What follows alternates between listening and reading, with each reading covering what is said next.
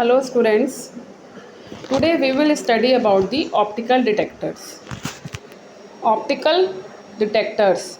Detector means to detect, optical means optical signals. तो optical detector basically एक transducer होता है जो ऑप्टिकल सिग्नल को इलेक्ट्रिकल सिग्नल में कन्वर्ट करता है. As we know,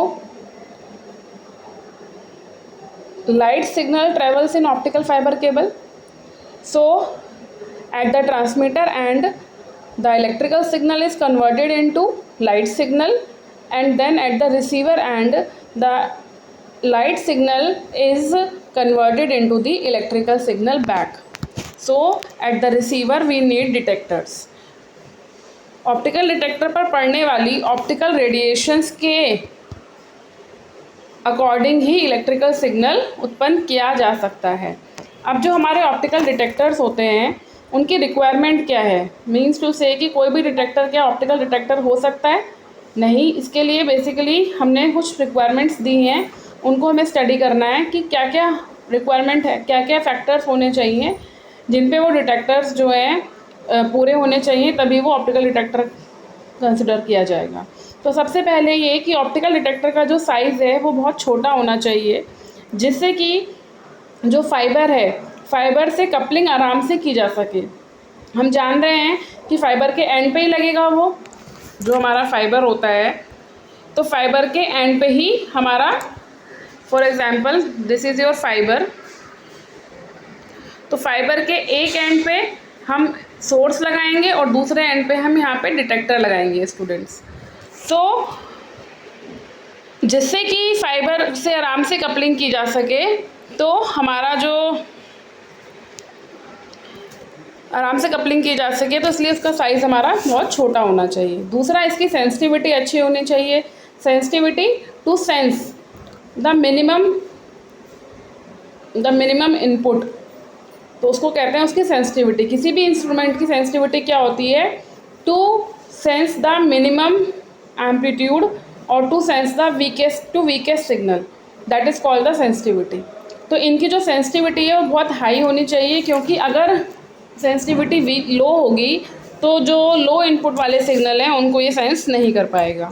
तो इसलिए सेंसिटिविटी हाई होनी चाहिए. इनका रिस्पॉन्स टाइम छोटा होना चाहिए.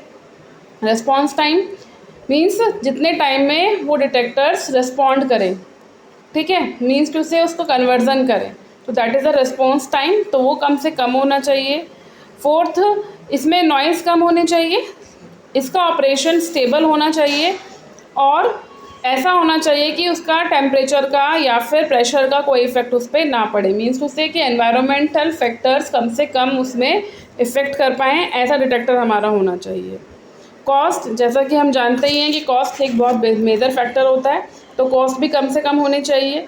कम बायस वोल्टेज की आवश्यकता होनी चाहिए. बायस वोल्टेज जो एडिशनल वोल्टेज हमें किसी भी डिवाइस को ऑपरेट कराने के लिए देनी पड़ती है, that is a bias voltage. तो बायस हम चाहते ही हैं कि कम से कम बायस वोल्टेज हो, तो बायस वोल्टेज भी कम से कम होनी चाहिए.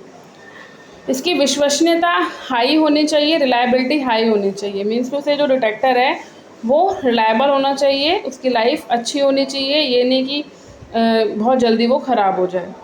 नेक्स्ट, फिडेलिटी उच्च होनी चाहिए, हाई होनी चाहिए.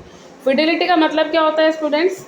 रिसीवर के पास क्या है? जब रिसीवर है तो उसके पास बहुत सारे सिग्नल्स हो सकते हैं, तो उसको अपना सिग्नल जो पहचानता है, ठीक है, इनमें से नॉइज़ के साथ साथ अपना सिग्नल भी है, तो उनके बीच में कंपेयर करके अपना सिग्नल पहचानना, दैट इज़ द फिडेलिटी. तो वो हाई होनी चाहिए, जिससे कि वो अपना जो ट्रांसमीटर ने सिग्नल ट्रांसमिट किया है नॉइज़ के बावजूद भी उसको आराम से हम उसको रिसीव कर सकें. नेक्स्ट पैरामीटर इज़ द, जो आउटपुट सिग्नल के लिए इलेक्ट्रिकल रिस्पॉन्स है वो ज़्यादा से ज़्यादा होना चाहिए. जो भी आउटपुट सिग्नल हम देंगे, जो भी उस पर इनपुट पड़ेगा डिटेक्टर पे, उसके अकॉर्डिंग जो आउटपुट सिग्नल निकल रहा है तो उसका इलेक्ट्रिकल रिस्पॉन्स ज़्यादा होना चाहिए. Now next is the dark current या फिर लीकेज करंट की अगर हम बात करते हैं, और एक चीज़ है शंट कंडक्टेंस. ये तीनों चीज़ें कम से कम होनी चाहिए. डार्क करंट क्या होता है स्टूडेंट्स? कि जब हमने कोई बायस वोल्टेज नहीं लगा रखी है तो भी अगर हमें कोई आउटपुट मिल रहा है तो that is the dark current. कि हमने इनपुट तो कुछ दिया नहीं था लेकिन आउटपुट में हमें करंट मिल रहा है, तो that is the dark current. Leakage means to say वही माइनॉरिटी, यानी कि हमने कोई एडिशनल बायस वोल्टेज नहीं दी है और उसके बाद भी आपको करंट मिल रहा है, तो that is the leakage of the dark current. किसी भी डिवाइस के लिए, उसके ऑपरेशन के लिए ये कंपलसरी है कि dark current, leakage current minimum होने चाहिए, क्योंकि ये डिवाइस को ख़राब कर देते हैं। Now next is the parameters of photo detector. कौन कौन से पैरामीटर्स हमें देखने हैं? सबसे पहले है डिटेक्टर रिस्पॉन्सिटिविटी। डिटेक्टर रिस्पॉन्सिटिविटी, रिस्पॉन्सिटिविटी क्या होता है? It is the ratio of optical detector output photo current in amperes to the incident power in watt. क्या है कि रिस्पॉन्सिटिविटी जो है वो क्या है? रेशियो है किसका? इनपुट पे ऑप्टिकल डिटेक्टर का जो आउटपुट है, ऑप्टिकल डिटेक्टर का जो आउटपुट पे करंट मिला है वो कितना आया है टू द जो इनपुट पे पावर लगाई थी वॉट में, वो कितनी है। यानी कि output current to the input power, यानी कि करंट अपॉन पावर का रेशियो है बेसिकली। तो इसकी यूनिट क्या होगी students? It is basically denoted by are.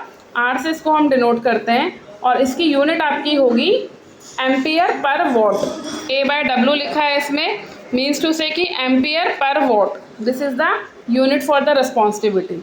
Now next, as we know the responsivity is a function of a detector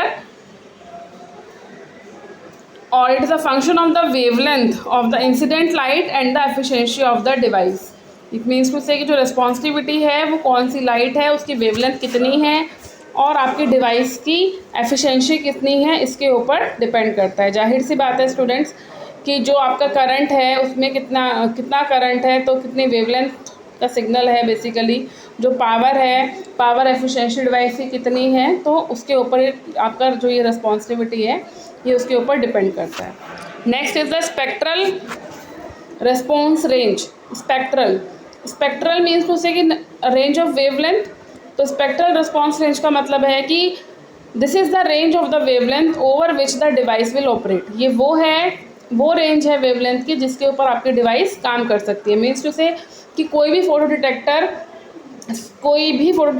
किसी भी तरह के सिग्नल को डिटेक्ट नहीं कर सकता है। सबकी स्पेसिफिक अलग अलग रेंज होती है कि ये यहाँ से लेके यहाँ तक के सिग्नल्स को डिटेक्ट करेगा, ये यहाँ से लेके यहाँ तक के सिग्नल्स को डिटेक्ट करेगा। तो सबकी अपनी अलग स्पेक्ट्रल रिस्पॉन्स रेंज डिफाइन की जाती है। Now third is the response time. Response time का अर्थ है कि यह किसी ऑप्टिकल डिटेक्टर की इनपुट पर लाइट इंटेंसिटी में वेरिएशन होने के बाद डिटेक्टर कितनी तेज़ी से रिस्पॉन्स करता है। मतलब क्या है कि जब आपकी डिटेक्टर की इनपुट पे लाइट आ गई, मीन्स उससे सिग्नल आ गया, तो वो कितनी जल्दी, कितने कम से कम टाइम में आपको आउटपुट दे देगा, यानी कि रिस्पॉन्स कितने कम से कम टाइम में करेगा, तो वो कहलाएगा उसका रिस्पॉन्स टाइम। और जो रिस्पॉन्स टाइम है वो इन सब चीज़ों से इफ़ेक्ट होता है, ख़राब हो सकता है, ज़्यादा हो सकता है डार्क करंट की वजह से, नॉइज़, लिनियरिटी, बैक रिफ्लेक्शन या फिर एज इफेक्ट। इस तरह की सारी चीज़ों से रिस्पॉन्स टाइम बढ़ जाता है डिवाइस का और आपकी डिवाइस जो है वो ज़्यादा टाइम लेती है। Now next is the quantum efficiency. Quantum efficiency की बात करेंगे। इंसिडेंट फोटोन्स द्वारा उत्पन्न इलेक्ट्रॉन होल पेयर्स तथा डिटेक्टर पदार्थ पर इंसिडेंट फोटोन्स के रेशियो को क्वांटम एफिशिएंसी कहा जाता है। जो आपने लाइट डाली उसके बाद उसमें कितने इलेक्ट्रॉन्स होल्स पेयर जनरेट हुए, ठीक है, और डिटेक्टर के ऊपर इंसिडेंट फोटोन्स कितने हुए, ठीक है, टोटल आपने कितने इंसिडेंट किए थे और डिटेक्टर पे कितने इंसिडेंट हुए हैं, उन दोनों के रेशियो को कहते हैं आपके क्वांटम एफिशिएंसी। तो बेसिकली ये 4 पैरामीटर्स बहुत इंपॉर्टेंट पैरामीटर्स हैं। किसी भी फोटो डिटेक्टर को सेलेक्ट करते वक्त हम ये चारों पैरामीटर्स कंसिडर करते हैं। जब तक हम अपने चारों पैरामीटर्स सेटिस्फाई नहीं करेंगे तो आपका ऑप्टिकल डिटेक्टर उस हिसाब से काम नहीं करेगा। तो ये हमारी रिक्वायरमेंट थी फोटो डिटेक्टर के लिए। आपने देखा कि रिक्वायरमेंट क्या है, पैरामीटर्स क्या हैं, ये सब चीज़ें आपकी पूरी होनी चाहिए। तो हमारे इसमें 3 टाइप के फोटो डिटेक्टर्स होते हैं जो हम अपने नेक्स्ट लेक्चर में देखेंगे। Thank you students.